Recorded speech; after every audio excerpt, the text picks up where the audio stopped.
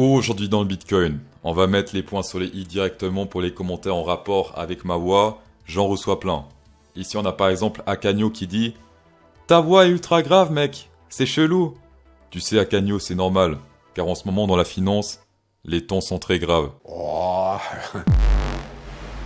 On va commencer par le hacker FTX qui actuellement a fait plusieurs wallets de 15 000 Ethereum, ce qui correspond, j'ai fait le calcul mental juste avant, c'est environ 17 millions 500 000, c'est ça? Ouais, 17 500 000 par wallet, sachant qu'il possède maintenant 12 adresses de 15 000 Ethereum qui comptent dumper dans les jours, voire semaines qui vont suivre. Bien sûr, le marché va moins saigner s'il dump à coût de 15 000 qu'à coût de 200 000, sachant que tout le monde est déjà en perte, le gars il va encore plus vendre du Ethereum, parce que lui n'est pas en perte, c'est des Ethereum gratuits qu'il a reçus. Compliqué Ethereum. On va commencer en 3 jours lisses sur Coinbase avec le support jaune diagonal descendant. Ça fait depuis mai 2021 qu'ici il tient. Donc oui, ça descend, mais le support tient.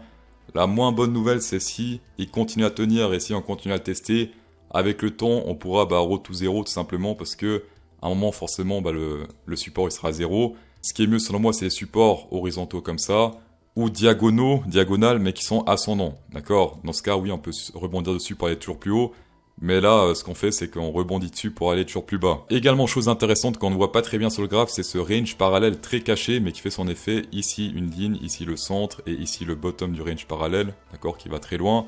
Également descendant, sauf qu'ici, il fait des résultats assez incroyables dans le passé. C'est à partir de janvier 2021 que ce range a commencé à faire son support. Ici, ligne centrale, on se fait rejeter à la baisse. Ligne supérieure, qu'est-ce qui se passe? Gros support pour aller toujours plus haut. Ligne centrale, on pète à la baisse et ainsi de suite en range dans ce range. En range dans le range, en effet, oui. Ici également pas mal de réactions sur le top de ce range avant de bien se péter la gueule. Et là, qu'est-ce qui se passe? Le top de ce range se transforme en grosse résistance une fois plus, on se rejeter une fois plus là et une fois plus là. Et là, qu'est-ce qui se passe en 3 jours lits? On est sur le centre de ce range, cette ligne ici qu'on voit pas très bien, puisque là, pas mal de rejets à la hausse. Et là, une fois plus, on reteste ce niveau. L'idéal pour moi ici, ce serait qu'on range un peu ici, quand ça s'est un peu chier pendant pas mal de semaines, pour ensuite monter ici. Pourquoi? Parce qu'on a les deux résistances en même temps. On a la rouge et les 19K ici, beaucoup de volume ici au 19K. On pète ça à la hausse, les deux en même temps, comme ça, pas de fake-out. Parce que si on break-out ici, les 19, eh bien, hop, la rouge nous attend juste derrière. D'accord? On est également sur un broadening pattern sur le RSI. Pour l'instant, on est sur le bottom de cette pattern. Et si on monte ici jusqu'à environ, hop, sur le RSI, autour des 60, et bien grosse résistance ici sur laquelle on se fait toujours rejeter dans le passé. On journée sur le Bitcoin, gros support résistance sur le RSI diagonal en jaune, qui fait pas mal d'effets depuis le passé, souvent des gros résultats, soit à la baisse, soit à la hausse, si on break-out à la baisse ou qu'on se fait rejeter à la baisse. Beaucoup de journées rouges, et quand on pétait cette résistance à la hausse, c'est bien beaucoup de journées à la hausse. Et ici, qu'est-ce qui s'est passé aujourd'hui? Fake-out à la baisse, qu'on peut le voir ici sur un jour ou deux, et après hop, réintégration.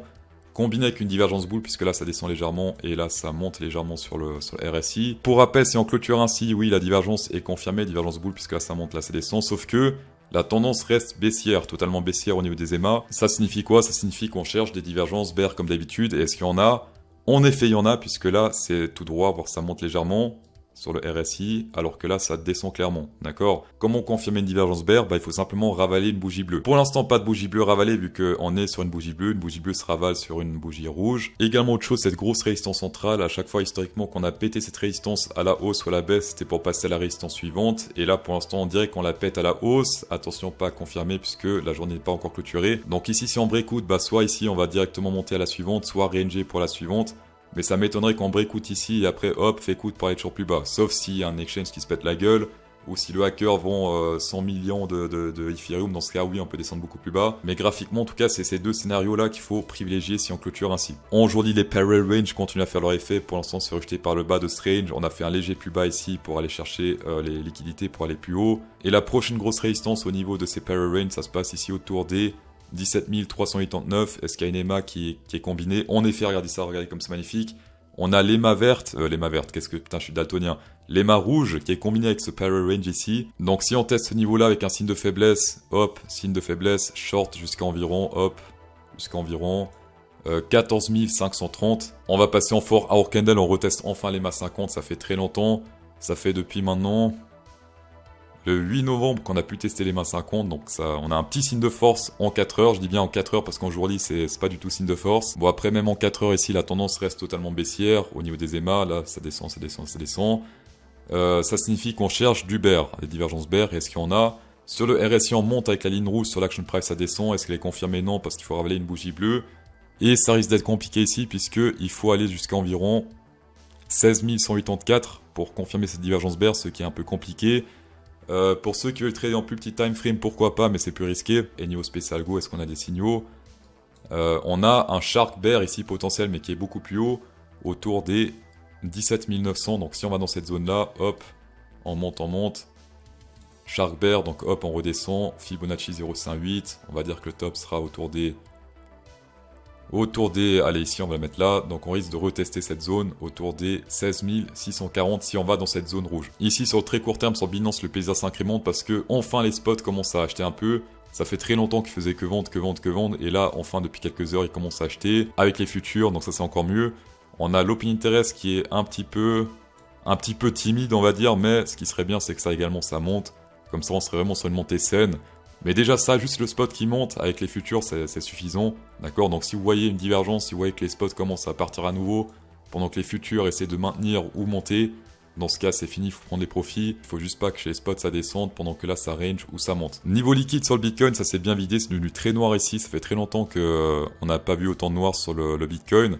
Gros ordre de vente autour des 17 000, gros mur ici quand même à péter, très important. Et si on pète ça, plus grand chose à la hausse. D'accord, on a même ici les 18 500 qui sont partis, on a un gros ordre ici qui sont partis.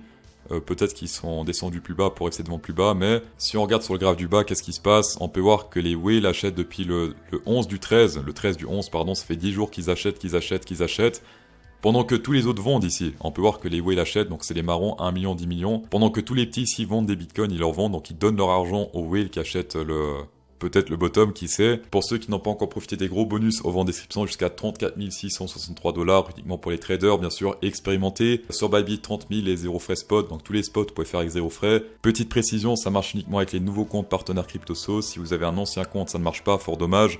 Par contre, vous avez déjà pu profiter dans le passé d'autres bonus. Sur ce graphe, vous avez tous les critères pour recevoir les bonus sur Bybit. Vous avez 30 $ très facile à recevoir avec ces critères et 30 000 un peu plus difficile pour ceux qui ont plus les moyens, on va dire. On va passer au vendre Ethereum en jour lit. Pour l'instant, on a ce support diagonal rouge qui tient. Bon, il tient en se pétant la gueule, mais on va rester optimiste, il tient. En jour lit sur le Ethereum, la ultra méga hardcore overlord danger zone, ça se passe autour des 1260. Pourquoi? Parce que énormément de volume dans le passé, c'est là où on a eu des résultats majeurs. Sur le Bitcoin, ça se passe autour des 19 000, la zone ultra danger. Sur l'Ethereum, ça se passe autour des 1260. Perso, je peux pas être bull tant qu'on pète pas cette zone. Et en plus, on a encore le hacker qui a réservé des surprises. Il ne faut pas avoir peur. Est-ce qu'il y a des patterns spécial go? Non. On avait un Gartley ici, je pense qu'il atteint sa target. Si on prend le top ici, le bottom. 0,68, magnifique ici. Pour ceux que ça intéresse, il y a Spécial Go qui font une promo Black Friday comme tous les ans. Donc c'est jusqu'à vendredi, il me semble. On a le dollar index qui regagne un peu de terrain. Bon, c'est rien de très incroyable. On a une grosse résistance autour des 108 $. Et au niveau EMA, on est en train de rebondir sur les EMA 200. Durant toute cette tendance haussière, on a pu tester les EMA 200. Ce que j'espère qu'il fasse pas, c'est qu'il réintègre ce range pour aller toujours plus haut. Reteste ici pour aller toujours plus haut. Donc ici, range très important. Si on pète ce range à hausse, P foire à la baisse, et c'est pour aller toujours plus haut au niveau du dollar index, et c'est pas bien pour le Bitcoin et même le SP500. Niveau spécial go en jour lit, pas grand chose. En 3 jours lit, pas grand chose non plus. En 2 jours lit, 2 jours lit, voilà, qu'est-ce qu'on a ici? Un ABCD extended. Si on prend ici le bottom de ce ABCD et le top, première target c'est 0,382. Target spécial go 109, mais moi je préfère prendre le 0,382 Fibonacci en tirant le bottom et le top, et ça se passe autour des 107 qu'on a atteint il y a quelques jours. Également protégez vos positions soir puisqu'il y aura la FOMC, la FOMC à 20h, donc volatilité prévue et faites gaffe à vos stop loss. Dans tous les cas, merci d'avoir checké cette vidéo, sur un plaisir. Ça me donne beaucoup de plaisir. Off Black Friday sur SpécialGo, sur specialgo.com. Insérez un pouce bleu dans cette vidéo pour incrémenter encore plus le plaisir et bonne soirée.